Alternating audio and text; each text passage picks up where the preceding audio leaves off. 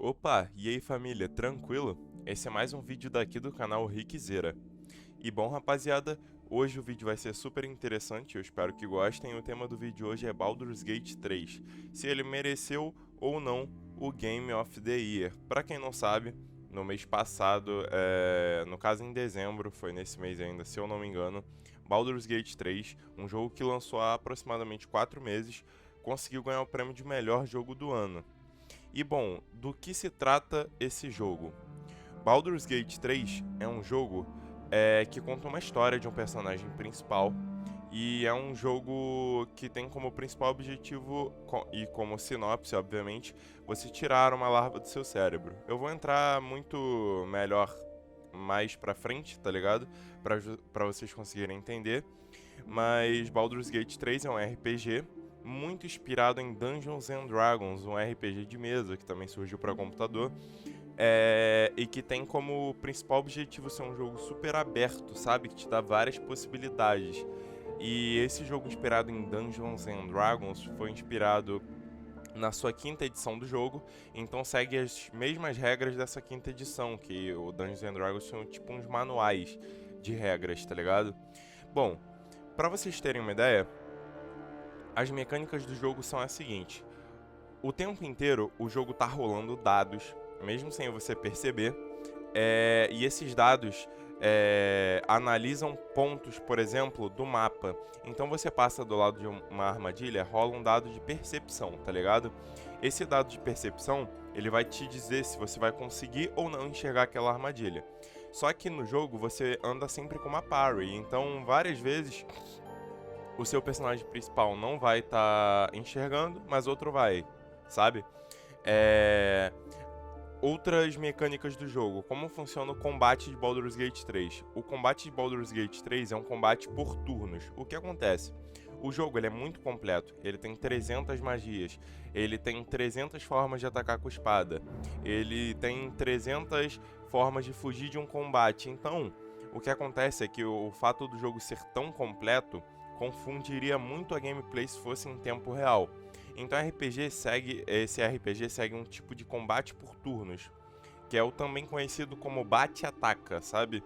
Não sei se algum de vocês que está assistindo já jogou Pokémon, mas é a mesma lógica. Deu o golpe, espera o cara te dar o golpe, depois você dá o golpe, depois ele espera. Só que como você joga em pare com até 3 NPCs ou até 3 amigos, porque o jogo também tem modo co-op, o que acontece é exatamente isso. Você tá jogando, aí você bateu, agora você vai aguardar, no próximo turno o próximo vai bater, podendo ser seu NPC ou seu inimigo. Então é um jogo que funciona a partir de estratégia, sabe? Seu objetivo principal é eliminar aquele inimigo gastando a menor quantidade de recursos possíveis. Tanto se você for um mago, se você gastar muita ação, gastar coisas do seu clérigo, cura e etc. E por aí vai. O jogo ele tem inúmeras classes. Assim como próprios RPGs de mesa, é muito comum a gente ter bastante classe. Então você tem, por exemplo, mago, clérigo, ladino, monge, guerreiro, entre outras classes, o que faz com que o jogo, por incrível que pareça, é muito incomum a gente falar isso. Mas ele é praticamente um RPG perfeito, sabe? Não digo em questão de mecânicas, mas em questão de escolha, de como se portar no combate, de que poderes você vai ter, de que personalidade você vai seguir. Isso vai ser um ponto que eu vou entrar daqui a pouco, e etc. Então você tem tanta opção, você pode bater, você pode fugir, você pode esperar, você pode curar, você pode tacar uma bola de fogo, entendeu? Existem macetes no jogo, por exemplo, você tem uma ação a cada rodada. Só que aí, dependendo da situação, você simplesmente vai fazer o seguinte: você vai usar uma parada chamada clarear, se eu não me engano, um feitiço, que ele te dá mais uma ação. E aí você começa a ter duas ações durante 10 turnos. Então, tipo assim, você já bate mais vezes do que seu adversário vai bater em você. E por aí vai. O jogo ele funciona e ele, tipo, é muito, mas muito, mas muito complexo, tá ligado? Assim, é uma proposta muito diferente, assim, eu já joguei muitos RPGs. Um dos meus RPGs e talvez o meu jogo favorito é The Witcher 3. E, tipo assim, Baldur's Gate 3 é um ótimo competidor com esse jogo. Pega muitas informações do que estudou desses jogos e adiciona, só que no estilo de RPG de mesa mesmo, sabe? E o principal fator que inspirou Baldur's Gate 3 é o Dungeons and Dragons. É um jogo que eu não tive a oportunidade de jogar. Conheço algumas pessoas que já jogaram, falaram muito bem. Dificilmente vejo alguém criticar o tipo de jogo. Mas é isso. Vamos lá agora um pouco para a sinopse do jogo para explicar para vocês mais ou menos qual que é a base da história principal que a gente segue. Baldur's Gate 3, ele é um jogo que você começa ele e independente da sua situação, o protagonista do jogo, ele vai estar dentro de uma nave de devoradores de mente. Se você nunca jogou Dungeons and Dragons, ou qualquer jogo que fale sobre os devoradores de mente, são uma espécie que tem como principal objetivo proliferar sua espécie. E eles fazem isso através de diferentes formas aí, dependendo do tipo de franquia que você está assistindo ou jogando. Nesse jogo, eles têm uma larvinha, isso aparece logo no começo do jogo, em que ele vai puxar essa larva e vai colocar dentro da cabeça de uma pessoa, a partir do olho, tá ligado? Ele enfia no olho da pessoa, e essa larva, em algum tempo, vai transformar essa pessoa em um outro devorador de mentes. Então, assim, ele prolifera a espécie. Aí ele chega no seu protagonista, você tá dentro dessa nave, etc, e você tá imobilizado. Então, de qualquer forma, ele vai colocar essa larva em você, e ele vai e coloca. A partir do momento que ele coloca, você consegue fugir, tá ligado?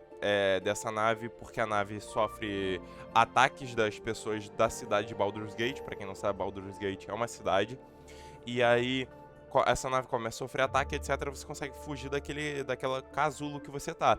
E aí, quando você começa a fugir, você começa a encontrar outras pessoas, etc. Você tem a opção de liberar elas ou não, e etc. E aí você tem o objetivo principal, que é fugir dessa nave, tá ligado? Você começa a ter um tipo de conexão psíquica, ou seja, sua cabeça começa a doer, você consegue ler a mente de algumas pessoas que também tem a larva incluída no cérebro, entendeu? Aí jogo vai, jogo vem, você começa a perceber que você não tá se tornando um devorador de mente.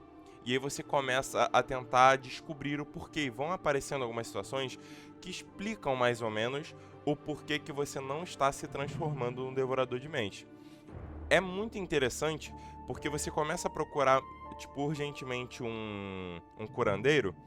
E aí, tipo, os NPCs da sua party também estão procurando um curandeiro e etc, estão desesperados. Só que você começa a perceber que essa própria larva tá te dando alguns tipos de poderes que são tanto quanto benéficos pra você. Às vezes esses poderes também te prejudicam, sabe? E aí você começa a tentar tirar essa larva, etc. E aí entra uma outra questão que também tá na sinopse do jogo, que são a questão das escolhas. O jogo, ele te dá escolhas o tempo inteiro, o tempo todo. Lembra que eu comentei sobre os dados? Então, uma das formas que o jogo trabalha os dados é da seguinte forma.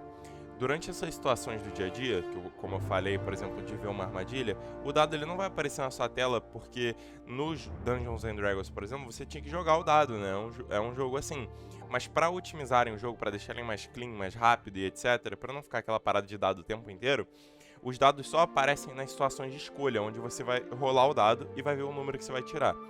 Então, por exemplo, tem um Goblin e ele quer te forçar a passar merda no seu rosto. Se você for um mago, por exemplo, assim como eu fui, e vocês estão vendo aí na gameplay de fundo, você tem opções como, por exemplo, persuadir esse Goblin, perdão. Persuadir ele e assustá-lo pra ele não querer que você passe essa merda e só te deixar entrar na porta que ele tá guardando. Aí, outra opção, manipulação, fazer com que ele passe a merda no próprio rosto, ou até mesmo coma a própria merda. Então, tipo, o jogo, mano, ele é muito completo, tá ligado? Você fica, tipo, caralho, olha a quantidade, e isso é um diálogo. Você tem trocentos diálogos, por exemplo, até sair da nave, irmão, que demora, tipo, 20, 30 minutos, dependendo da sua pressa ali pra sair da nave, e aí tu entra no mundo, tá ligado? E, tipo assim... O jogo ele tem aproximadamente 17 mil finais. É o jogo com maior quantidade de finais da história. E não são finais exatamente iguais, como tipo, por exemplo, você só tem geralmente 3 finais na maioria dos jogos, mas a empresa fala que você tem 14, tá ligado? Porque tipo, são ramificações. Não, o jogo te dá 17 mil finais, onde tipo, desses finais, mano, 1000 vão ser, porra, diferentaços, tá ligado? Tipo, 900, 500 vão ser bem diferentes. E aí os outros, obviamente, são parecidos, etc. Muda o companheiro da sua party, etc. Então o jogo em si, mano, ele te dá muita opção do que você pode fazer.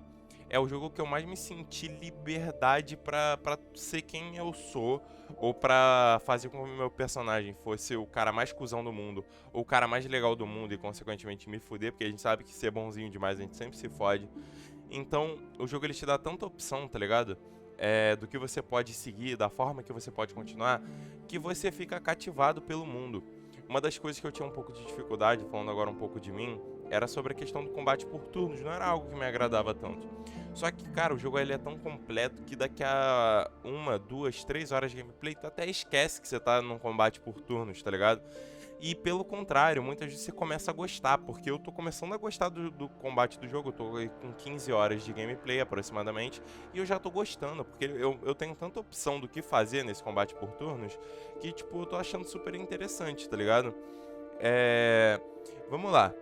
E na minha opinião, vale ou não jogar Baldur's Gate 3 com a minha review de aproximadamente 15 horas de gameplay, tá ligado? Mereceu o jogo do ano? Rapaziada, falar que um jogo merece o jogo do ano é muito complicado, porque jogos vêm a partir da nossa opinião. Então, o que eu posso dizer pra vocês é que eu simplesmente estou adorando Baldur's Gate 3. E como eu ainda não joguei jogos como, por exemplo, Alan Wake 2, Tears of Kingdom, Zelda, né? Eu não tenho como opinar se ele é ou não o jogo do ano. Porém, eu já joguei muitos jogos do ano. E Baldur's Gate 3, e o que eu digo de outros jogos de outros anos, né? E Baldur's Gate 3 tá desse nível pra cima, tá ligado? Desses jogos. Então, mano, é muito difícil você ver alguém falando que esse jogo não merece o Game of the Year de 2023, porque é um jogo fantástico, tá ligado? Eu tô aqui com 15 horas de jogo. O jogo ele tem mais ou menos 100 a 120 horas de história principal, se você fizer uma side quest ou outra. Se você só rushar a história, o que é muito difícil, você vai fazer umas 80 horas. E se você quiser completar tudo, mano, tu vai demorar mais de 250, 300 horas pra conseguir completar tudo, tá ligado?